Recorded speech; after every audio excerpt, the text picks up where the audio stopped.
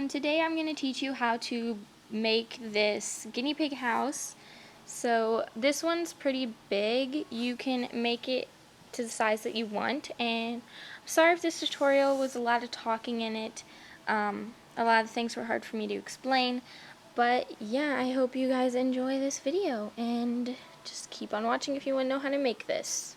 You will need some fleece, and preferably you'll want 2 different kind of patterns, but really it's up to you. You can use one, and you don't have to do Christmas like I am, but I'm just going to be using this cute polar bear fleece and then also this snowflake fleece. And you'll also need needle and thread, or a sewing machine and some thread, and then scissors and some batting, which you can see over there. Now I'm just eyeballing my measurements because I don't really have a tape measure on me right now because I don't know where it went, but basically you can measure out yours if you want. But what I just like to do is I'll just kind of fold the fabric in half, and then just, I don't know, I just really eyeball it.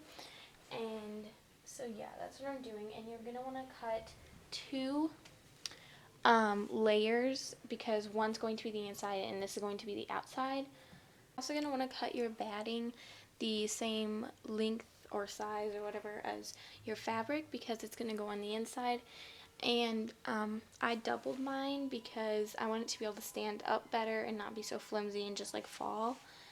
So you're going to want it inside out. So basically now what we've just sewn, we're going to turn inside out, and it should look kind of like a pouch, I guess, like sleeping bag or pillowcase. Now you're going to stuff it with your batting, and I think my batting might have measured a little too short, so, but that's easy to fix. I just had to put more in.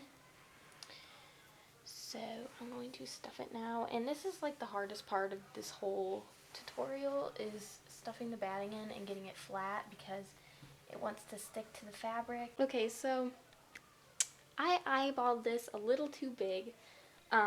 My fleece, I'm glad that the batting is a little too short, because my fleece is too long, because I don't want my hut being that big.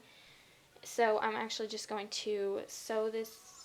No, I think I'm just going to cut it and then sew it under. So yeah, I failed. So don't eyeball it. It's better to measure, and yeah. Now we're going to sew the opening shut, this opening.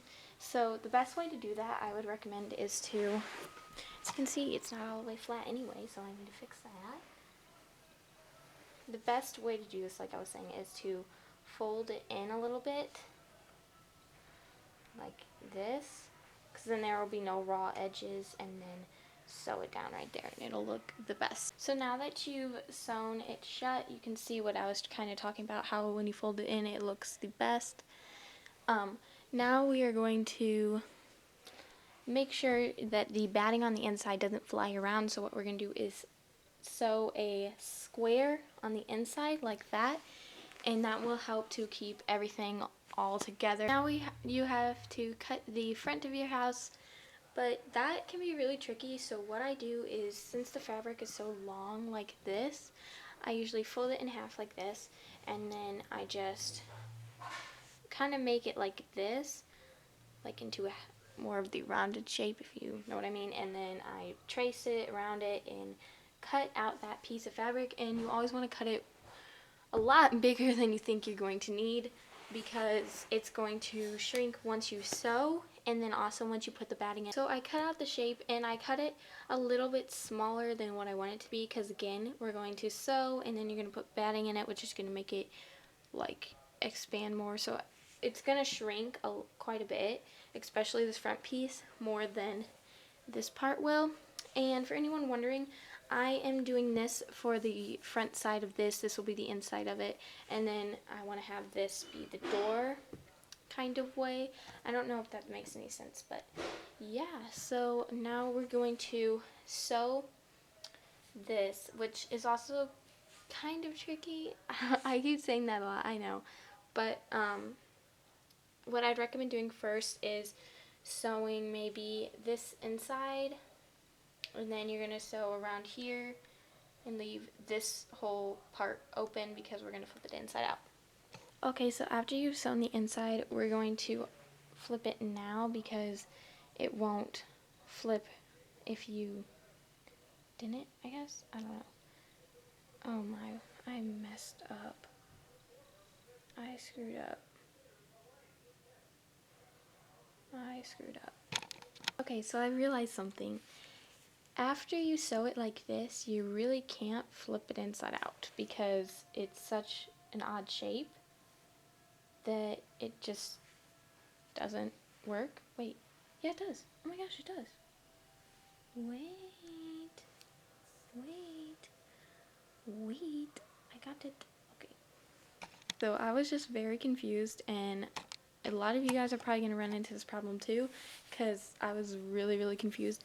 But basically what you need to do is when it's like this, I was like, how does it flip inside out? Because it's like all, like, I don't know. But you have to go through the hole like this. So yeah, just if anyone has confusion, I was just really confused off camera and I was like, wait, what do I do? Like, I didn't understand. But you go through the hole and then it goes from the other side. So you flipped it inside out so you can kind of see what I was talking about going through the hole. And now we are going to sew all the way around here, but leave this bottom open because we have to stuff it all. The way to stuff this is just with a line of batting that is the size of the inside of this, so about this big. Now we're going to sew a line on the inside, and that's again to keep everything stuck together, and then we're going to sew this part shut. So we are going to, same drill as putting the bad side in, I guess you could say. I mean the good side in and the bad side out. And we are going to sew this to this, which is kind of hard. But basically you want to start out by doing this and just sewing this part, and then as you keep sewing you will just turn this inside until it gets all the way to the other side, and then you will have like a house. So sorry if that was bad explaining. I hope if you guys have any questions, feel free to just leave them in the comments because I will answer any ones that you have. So now that you've sewn on your front, you're going to want to do the exact same steps to the back, but instead of doing the hole, you don't have to do the hole, which will make it a lot easier. You can see what I've just made here. So basically you just want to make the same thing. This is for the back. It's basically the same steps, just and Bella's walking around, so if she comes in the video, that's what it is. It's just basically the same steps, just you don't have to add the hole. So I have sewn on the back, and the last step is to make the bottom, which the bottom is basically just the same as the top half, except for, of course, it's going to be shorter, and you just want it like a rectangle. And you're just going to sew that on there, and to sew that, you can't really sew it inside out very well like you would the rest of the things. So the way that I just like to do it is just to sew it on straight onto it, if that makes sense. I don't know. But yeah, so I'm just going to finish that and then I'll show you when it's done. Okay, so here is the little pad that I made for the bottom of it.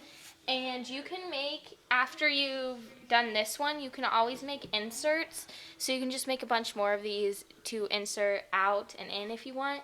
I don't really do that because I just don't want to make more stuff and I'm lazy like that. So here's it all finished, and I'm really happy with how it turned out. So I'm just going to try to give you a full-on view. So here's the back. And then here's the front again. And you can, like, if you do your batting thicker, sorry about the vacuum in the background, then it will stand up a lot better, but it still stands up pretty nicely. Yeah, I hope you guys enjoyed watching this video, and let me know if you make this for your pets and how it turned out. Again, any questions you can leave in the comments, and also you can send me pictures of your recreations of your guinea pig house that you made on Instagram and tag me in them. My Instagram name will show across the screen, and also it'll be in the description, so you can follow the guinea pigs on there, and I post some updates on there sometimes and pictures of the guinea pigs. So yeah.